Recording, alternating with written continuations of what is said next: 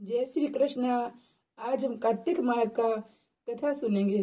कार्तिक महीने के धर्म, कार्तिक महीने की कथा। कार्तिक का महीना प्रारंभ हो चुका है। पूरे कार्तिक महीने में ये कथा सुनने से पूरे कार्तिक स्नान का धर्म पुण्य मिलता है। कार्तिक का महीना प्रारंभ हो चुका है। इस माह को बहुत ही पवित्र माना गया है। इस माह में भगवान विष्णु अपनी योग निद्रा से जाग जाते हैं, तब सभी तरह के मांगलिक कार्य प्रारंभ हो जाते हैं। इसी कार्तिक मास में दीपावली का महापर्व आता है। पुराणों में कार्तिक मास की महिमा का वर्णन बहुत मिलता है। इस माह में दीप दान, स्नान, विष्णु पूजा, तुलसी पूजा के साथ ही पौराणिक कथा सुनने का बहुत ही खास महत्व माना जाता है। तुम कार्तिक मास की कथा सुनेंगे। जय श्री कृष्ण भगवान ने की जय। एक नगर में एक ब्राह्मण दंपति रहते थे। वे दोनों प्रतिदिन 7 कोस दूर गंगा और यमुना नदी में स्नान करने जाते थे। इतनी दूर आने जाने से ब्राह्मण की पत्नी थक जाती थी। एक दिन उसने अपने पति से कहा, हमारा एक पुत्र होता तो कितना अच्छा होता। पुत्र की बहू आती तो मैं घर वापस जाने पर खाना बना हुआ मिलता। बहू घर का काम भी कर देती और सारा काम किया हुआ मिलता। बहू घर का काम करती, अपनी सेवा करती तो बहुत ही अच्छा लगता। ब्राह्मण अपनी पत्नी की बात सुनकर कहा कि तूने बात तो सही कही है, चल मैं तेली भू लाद देता हूँ। ब्राह्मण ने कहा, एक पोटली में आटा डालकर कुछ मोहरे रख दो। ब्राह्मण के अनुसार उसने पोटली बांध कर दे दी। पोटली लेकर ब्राह्मण चला गया। ब्राह्मण सफर के दौरान यमुना के किनारे बहुत ही सुंदर लड़कियां दिखाई दी। वे रेत में घर बनाकर खेल रही थी। उनमें से एक लड़की ने कहा कि मैं अपना घर नहीं बिगाड़ूंगी, मुझे तो रहने के लिए घर चाहिए। लड़की की बात सुनकर ब्राह्मण मन ही मन सोचने लगा, बहू बनाने के लिए ये लड़की बहुत ही उचित है। जब वह लड़की घर जाने लगी तो ब्राह्मण भी उसके पीछे पीछे उसके घर तक चला गया। वहां जाकर ब्राह्मण ने उस लड़की से कहा, बेटी कार्तिक मास चल रहा है, इसलिए मैं किसी के घर का खाना नहीं खाता। मैं अपने साथ आटा लेकर आया हूँ। तुम अपनी माता से पूछो, क्या वे मेरे लिए आटा छान कर मेरी 4 रोटी बना देगी। यदि मेरा आटा छान कर रोटी बनाएगी तो मैं रोटी खा लूंगा। लड़की ने जाकर अपनी माँ से ये सारी बात बताई। माँ ने कहा, उचित है, जाकर ब्राह्मण देव से कह दो अपना आटा मुझे दे दो, मैं छान कर इसकी रोटी बना दूंगी। जब वह आटा छानने लगी तो आटे में से मोहरे निकली। वह सोचने लगी, जिसके आटे में इतनी मोहरे हैं उसके घर में कितनी मोहरे मिलेगी। जब ब्राह्मण खाना खाने बैठा तो लड़की माँ ने उससे ब्राह्मण से पूछा, क्या आपका कोई लड़का है? क्या आप उस लड़के की सगाई करने जा रहे हो? ये सुनकर ब्राह्मण ने कहा, मेरा लड़का तो काशी में पढ़ने गया है, लेकिन यदि तुम कहो तो खांड कटोरी से विवाह करके तेरी बेटी को अपने साथ ले जा सकता हूँ।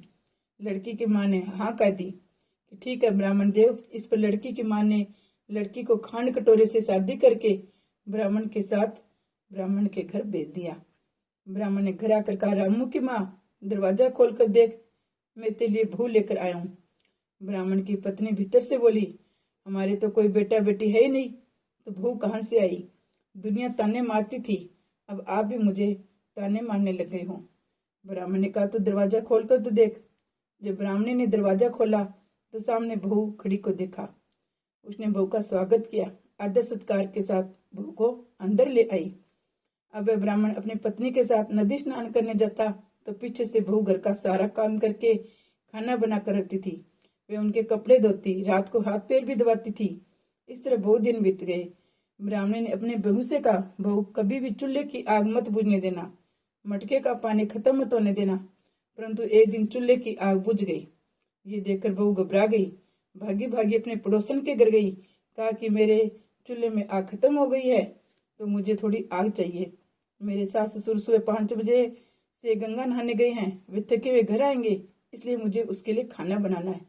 ये सुनकर पड़ोसी ने कहा कि तू बावली है, तुझे दोनों मिलाकर पागल बना रहे हैं। इनके कोई पुत्र है नहीं, ये निसंतान है। बहू ने कहा, नहीं ऐसा मत कहो, इनका बेटा तो बनारस काशी में पढ़ने गया हुआ है, मुझे सब मालूम है। इस पर पड़ोसी ने कहा, ये तुझे झूठ बोल रहे हैं, मेरी बात मान, इनके कोई बेटा नहीं है। अब बहू पड़ोसन की बातों में आ गई, कहने लगी, अब आप ही बताओ मैं क्या करूं। पड़ोसन ने कहा, करना क्या है, जब तुम्हारे सास ससुर घर आए जली हुई रोटियां बना कर देना, बिना नमक की दाल बना कर देना, खीर की कड़छी दाल में, दाल की कड़छी खीर में मिला देना। पड़ोसी ने उसे अच्छे से सिखा पढ़ा दिया। फिर जब उसके सास ससुर घर पे आए तो उसने तो उनका आदर सत्कार किया नहीं, उनके नए कपड़े धोए। जब उसने सास ससुर को खाना दिया तो सास बोली, बहू आज ये रोटियां जली हुई क्यों है, दाल भी अलूनी है। तो बहू ने पलट कर कहा, एक दिन ऐसा खाना ना खा लोगे तो क्या बिगड़ जाएगा तुम्हारा। सास ससुर को खरी खोटी सुनाकर वह फिर से पड़ोसन के पास गई। बोली कि आगे क्या करना है।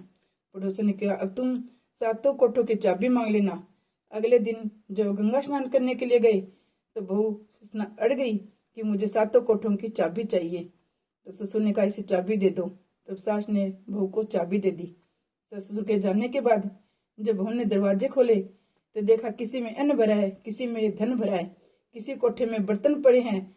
जब उसने सबसे ऊपर सातवां कोठा खोला तो देखा शिव जी, पार्वती माता, गणेश जी, लक्ष्मी जी, माता जी, पिंपल पथवारी, कार्तिक के ठाकुर जी, राई दामोदर जी, तुलसी जी का बिरला, गंगा यमुना, 33 कोटि के देवी देवता वहीं पे विराजमान है।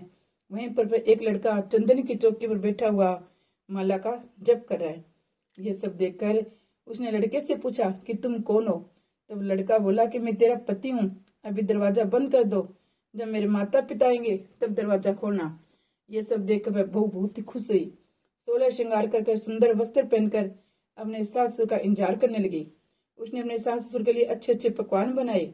जब उसके सास ससुर घर आए तो उसने उनका आदर सत्कार किया, प्रेम पूर्वक खाना खिलाया, हाथ पैर दबाने लगी। दबाते दबाते बहू ने कहा, माँ आप इतनी दूर गंगा यमुना स्नान करने के लिए जाती हो तो आप थक जाती हो, इसलिए आप घर पर ही स्नान क्यों नहीं कर लेती। ये सुनकर सास कहने लगी, बेटी गंगा यमुना घर पर तो नहीं बहती है। तब उसने कहा, माँ जी बहती है, चलो मैं आपको दिखाती हूँ।